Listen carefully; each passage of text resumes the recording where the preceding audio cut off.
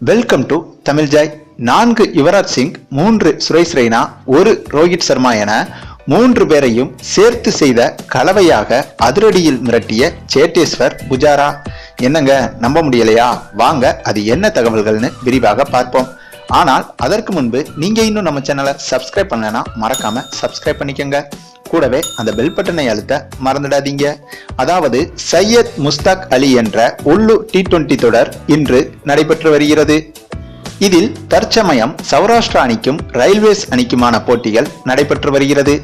இதில் முதலில் பேட்டிங் செய்த சௌராஷ்டிரா அணியில் இந்திய டெஸ்ட் அணியின் தடுப்பு சுவரான சேட்டேஸ்வர் புஜாரா அவரது வழக்கமான விளையாட்டை மறந்து ஒரு காட்டுத்தனமான அதிரடியை வெளிப்படுத்தினார்.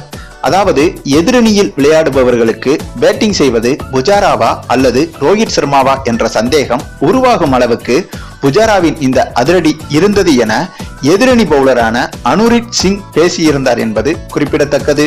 அதாவது 14 பவுண்டரிகள் மற்றும் 1 சிக்ஸருடன் 61 பந்துகளில் சதம் அடித்து ஒரு மரண மாசான அதிரடியை வெளிப்படுத்தி இருந்தார் புஜாரா.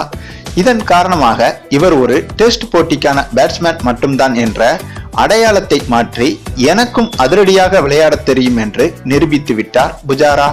சரி, நீங்க இப்ப சொல்லுங்க, புஜாராவின் இந்த கொல மாசான அதிரடியை பற்றி நீங்க என்ன நினைக்கிறீங்கன்னு உங்களுடைய கருத்துக்களையும் கமெண்ட்ல தெரிவிங்க.